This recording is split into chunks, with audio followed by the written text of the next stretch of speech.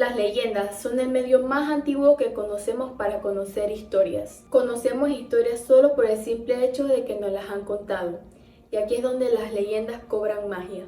En la actualidad, los mitos no son solo cosa del pasado, ya que con el auge del internet estamos precisamente más familiarizados que nunca con ellos. Los videojuegos son sin duda un medio muy eficaz para contar historias y por supuesto tienen sus propias leyendas.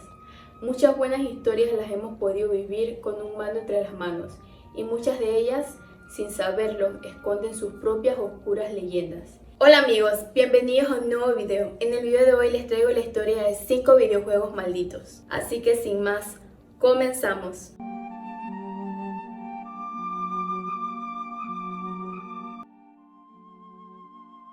Polybius, de 1981. Cuando las salas recreativas estaban a un punto de conseguir la mayor popularidad de los 80s, Polybius destacó entre muchos otros en las salas de la ciudad de Portland, en Oregon. Su particular aspecto gráfico con colores y abundantes efectos luminosos no tardó en hacerse popular entre los jugadores. Tras el éxito en las salas, muchas personas adictas al juego dijeron encontrar mensajes ocultos en el juego. Mensajes como no pienses, suicídate, confórmate. Eran parte de este tipo de mensajes que encontraban sus jugadores de forma subliminal en el juego. De hecho, el propio estudio ha indicado en alguna ocasión que cree que Polybius fue un experimento del gobierno de los Estados Unidos para manipular el cerebro de muchos jóvenes. Y es que además de tener controvertidos mensajes en el juego, muchos jóvenes indicaron que sentían una gran adicción al juego e incluso presentaban malestares físicos y psicológicos al jugarlo. Entre los más comunes, ataques epilépticos, mareos, náuseas, depresión y en algunos casos, la muerte. No solo eso, sino que supuestamente, y como cuenta la leyenda, muchos jugadores de la época indican que vieron a unos hombres de negro entrando en las salas de juego para cambiar las opciones del juego para obtener datos de sus jugadores y hacerlo aún más adictivo. Lamentablemente no se pudo investigar mucho respecto al misterio de Polybius, ya que poco después de su lanzamiento, el juego fue retirado de todas las salas. Tabú, sexto sentido, 1989. Tabú es un título del NES desarrollado por Rare, donde podemos obtener una lectura de cartas del tarot en tiempo real. Después de solicitarnos el nombre y edad, las cartas nos predicen el futuro de la misma manera que se obtiene en cualquier baraja de tarot normal. Una de las particularidades del juego es la presencia encubierta de símbolos religiosos, cruces célticas, imágenes de desnudos y otros que sin duda hoy en día no pasarían por ningún órgano de censura y que desde luego es difícil entender que estuviese bajo licencia de Nintendo. Los mitos y leyendas que arrastran a Tabú se deben a que el juego predijo la trágica muerte de algunos jóvenes jugadores y que poco después se produjo en extrañas condiciones. Muchos jugadores se tomaron en serio el juego y las recomendaciones que se encontraban en el manual del mismo, donde se puede leer. No nos hacemos responsables de lo que pueda ocurrir con Tabú, de ningún efecto, influencia o milagro que pueda producir en relación con el juego. El misterio de Tabú confirmó que el juego anunció la muerte de algunos jóvenes, que por ende supuestamente fallecieron. Nintendo, el gran aliado de la censura y de lo políticamente correcto ante la situación para evitar posibles demandas, decidió retirar definitivamente el juego de su catálogo. Un juego que quedaría en la memoria de la compañía como uno de los juegos más polémicos del siglo. Lair, de 2007. Corría el año 2007 cuando la nueva consola de Sony, el PlayStation 3, acababa prácticamente de salir a la venta, y el estudio Factor 5 publicó Lair, un juego que inicialmente prometía mucho: batallas aéreas entre ejércitos a lomos de un dragón en un mundo de fantasía, representado con gráficos vanguardistas y sobre todo un control totalmente novedoso en el que nuestro mando pasaba a convertirse en las riendas de nuestro dragón. Y es que justo antes del lanzamiento en 2007, era como si el juego tratase de enviar un mensaje al estudio para que no fuese publicado. La primera vez que se frenó la publicación del juego fue cuando se produjo un corte de energía mientras los datos se transferían al disco maestro, perdiendo muchos datos del juego. Además de pasar una serie de infortunios durante su desarrollo. Julian Egebrecht y otros miembros del equipo anunciaron que muchas personas en la plantilla durante el desarrollo del juego sufrieron diversos problemas de salud, distintas enfermedades, muertes e incluso familiares que cayeron enfermos o fallecieron de repente. Por si no fuese poco, finalmente, meses después del lanzamiento, la compañía que desarrolló el juego quebró debido a una gran deuda financiera en mayo de 2009. Berserk, 1980. Con el auge de los robots de la industria del cine, los videojuegos no podían permitirse quedarse atrás en una época tan capitalizada. Fue en 1980 cuando Ester Electronics desarrolló el juego Berserk, un shooter que se publicó en su versión arcade y para Atari 2600. El título es conocido no solo por ser uno de los primeros shooters de la época, sino por ser también el título que pasó a la historia por ser el primer videojuego en causar la muerte de un jugador. Un caso real donde Jeff Daly, de 17 años, perdía la vida de un ataque al corazón en 1981, justo después de conseguir y registrar su puntuación más alta en el juego, 16.660 puntos.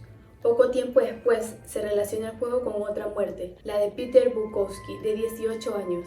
Mientras justo registraba su puntuación en el juego, ambos chicos eran jóvenes y sin problemas previos de salud. Los fenómenos causaron tanto revuelo a nivel mediático que el forense Mark Allen concluyó que en la autopsia se evidenció que dichos jóvenes no padecían de ningún problema de salud, sino que la posible causa de la muerte fue por el alto nivel de estrés que el juego planteaba a sus jugadores. Explica que, aunque la autopsia reveló tejido cicatricial insospechado en el corazón de sus víctimas, que tenía al menos 2 semanas de edad, afirmó que de hecho es posible que el estrés del juego desencadenara el ataque al corazón de ambos jóvenes. En torno al juego se rumoreaban más muertes de otros jugadores relacionados con el juego, y años después, el juego llegó a causar incluso el asesinato en 1988 de Edward Clark, una de sus últimas víctimas reconocidas después de recibir diferentes apuñaladas por una pelea poco después de guardar su última puntuación en el juego.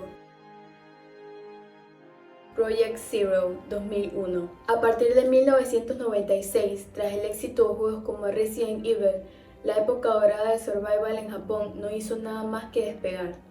Fatal Frame, conocido como Zero en Japón y Project Zero en Europa, es un título que salió en PC2 en 2001, desarrollado por el estudio japonés Koei Tecmo. En el juego controlábamos a Mafuyu Hinazaki y nos adentramos en la mansión Himuro para investigarla, ya que se dice que en este oscuro lugar hay una maldición. Tras hacernos con una cámara de fotografía, debemos fotografiar cada rincón de la casa en búsqueda de elementos paranormales, donde en el revelado de las fotografías veremos cosas que los ojos normales no pueden ver. En el juego nos encontramos con las habitaciones de la mansión, siendo principalmente los fantasmas de las personas que murieron allí, pues nada más lejos de la realidad, ya que lo más curioso del juego es que según el estudio que lo desarrolló, el juego está inspirado en fotografías policiales reales y una historia verídica que les tocó de cerca. Varios miembros del equipo indican que el juego está basado en la historia real y donde confirmaron que la mansión Himuro del juego existe y está ubicada a las afueras de Tokio. En la misma propiedad hay 3 casas abandonadas que rodean la mansión, las cuales se rumorean que comparten el mismo oscuro pasado. Existe la leyenda de que hay una red subterránea de túneles que une las casas, pero nadie sabe quién hizo estos túneles o con qué propósito. Tras conocerse esta historia, el estudio no ha querido revelar nunca la ubicación de la mansión exacta. Una casa que según dicen quitó la vida a 7 personas y donde cada uno de sus habitantes acabaron al borde de la locura. Los vecinos de los alrededores, al conocer el crimen, empezaron a fotografiar la mansión y a visitarla, donde indican que han podido vivir en sus carnes fenómenos que a día de hoy no pueden explicar. Muchos fenómenos inexplicables que ocurren en la propiedad han sido supuestamente reportados o comentados en diferentes portales digitales. Imágenes de manos ensangrentadas han sido encontradas estampadas por todas las murallas, e incluso vecinos en la zona indican que han visto espíritus vagar por ahí. A partir de este suceso que marcó al estudio, su creador, Makoto Shibata, quiso inspirarse en este caso para el desarrollo del título. Pokémon, 1996. En 1996 llegaba Pokémon en nuestras consolas portátiles, uno de los grandes éxitos de Game Boy de la mano de estudio Game Freak, un juego que arrasó en ventas y que cautivó a muchos con sus adorables Pokémon y jugabilidad estilo RPG.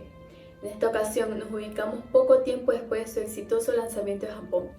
un verano que registró 107 suicidios de jóvenes y niños de edad comprendidas entre 6 y 12 años. Todos tenían algo en común, estaban tremendamente enganchados a Pokémon. Y es que el juego, conocido por sus característicos simpáticos Pokémon, escondían una localización algo oscura y tétrica. El pueblo Lavanda es una localización que encontramos en el juego, donde podremos memorar el descanso eterno de los Pokémon fallecidos. Y sí, los Pokémon podían morir de manera definitiva y en el pueblo Lavanda encontramos un gran cementerio Pokémon. Con una ambientación lejos de ser amigable, la música en su versión japonesa era aún más escalofriante y estridente, causando algunos extraños efectos en sus jugadores. Algunos de los síntomas que compartían era irritabilidad acompañada de insomnio, adicción al juego y en muchos casos sangrados de nariz. Poco tiempo después, algunos de los jugadores acababan sufriendo una depresión, cosa que, como todos sabemos, es extraño a esas edades.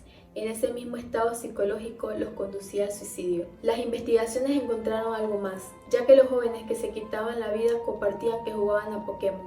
Revisaron el juego y al parecer muchas de las víctimas antes de morir habían guardado su partida en Pueblo Lavanda. Después de que el caso llegase incluso a los medios, se ordenó a Game Freak arreglar la canción original de Junichi Masuda en las versiones del resto del mundo y en las restantes de Japón.